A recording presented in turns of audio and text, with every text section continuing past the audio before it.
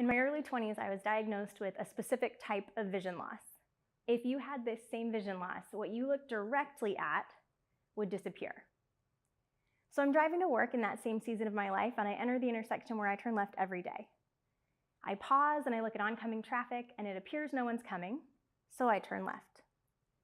I'm immediately struck by a pickup truck. Now, I lost my favorite car that day, but other than that, everyone was fine.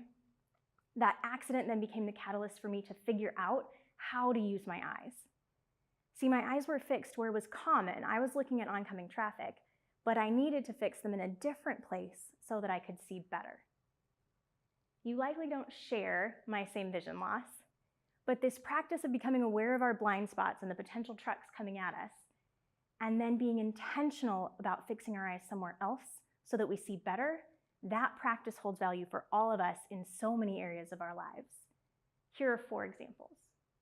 The first is we can be more intentional about where we fix our eyes related to priorities. It's common that we have a lot of priorities. That if I asked you and your team, what's important right now, you'd begin to list 10 different projects and initiatives.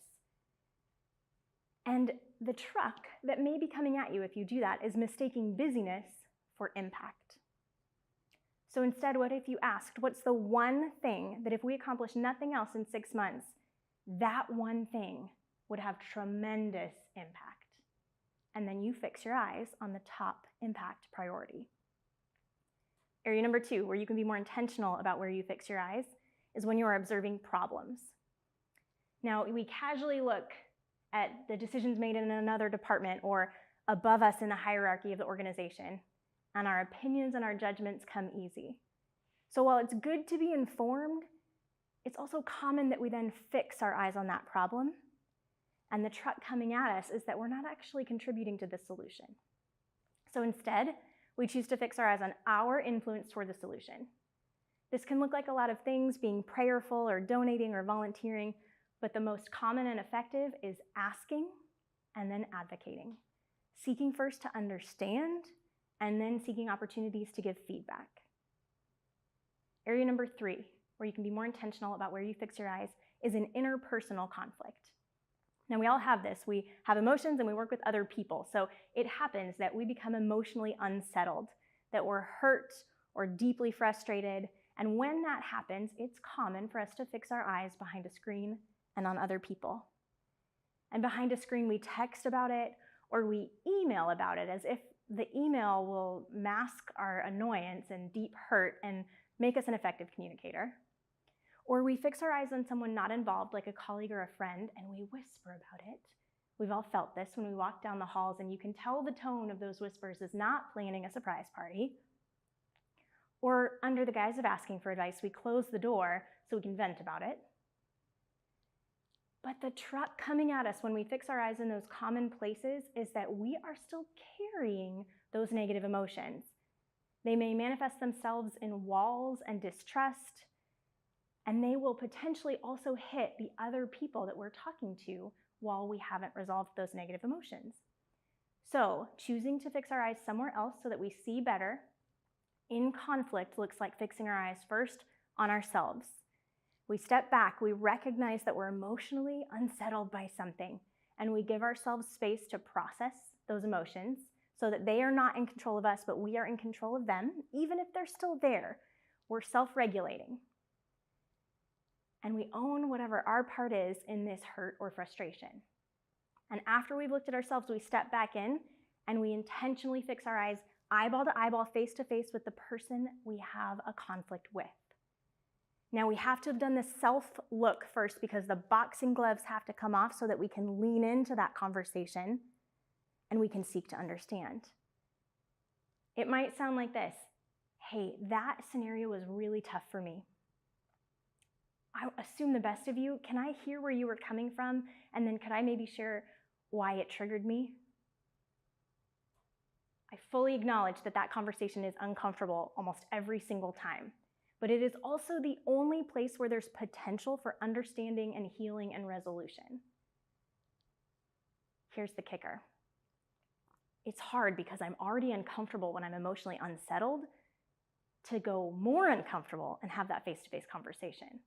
So I need my leader and my team to help me fix my eyes intentionally on that conversation. One of my favorite leaders, he just happens to be my husband. He's great at this. He has one-liners like, hey, are you texting about it or are you talking about it? And when someone comes to him with a story or gossip, he'll stop and say, that's not my story to tell. Or he'll gently call them out and say, that's not your story to share. And my favorite, because it's direct but effective, he'll say, have you talked to them about it? Leaders, if your people respond to that with no, then you can say, what do you need from me to help you fix your eyes and have that conversation? In conflict, be courageous and fix your eyes on yourself and on the face-to-face conversation with the person you're stuck with. Area number 4, where you can be more intentional about where you fix your eyes, is as a witness to the good. See, it's common that we casually witness the good as leaders. We're constantly in continuous improvement mode, so we say things like, good job, team, and we post in the quarterly newsletter the success story that we saw. But continuously being a witness to the good involves intention and specificity. There are lots of ways you can do this in your meetings, how you look for bright spots when you get feedback, but my favorite strategy is simple: strengths-based affirmations. The formula is you identify the strength, you see it in action, and then you call out the impact. So you might say something like, hey Sam, one of your strengths is being detail-oriented. This showed up in our meeting yesterday when you caught some things we were missing and then you built them into the report. That not only helps the people reading the report, but that makes our team look good. I'm glad you're part of this team. Or, hey Lee, I see you. When you show up in the morning, you say hi to everyone in your hall before you walk into your projects. That connection creates culture for us. I'm really glad you're part of the team. Be an intentional, specific witness to the good as a leader, because if we don't, the truck coming at us is that our people will fix their eyes on the problems and the busyness and the conflict and the negativity, and having their buckets filled up is how they remember their purpose, and they know they have value, and they're able to receive constructive feedback when we have it. Even now, as I know how to use my eyes when I'm driving, when I'm tired, it's easier to look ahead, ignore the blind spot, and come what may. Because it takes effort for me to intentionally fix my eyes in different places so that I see better. Now that you know, what blind spots and trucks do you need to be aware of?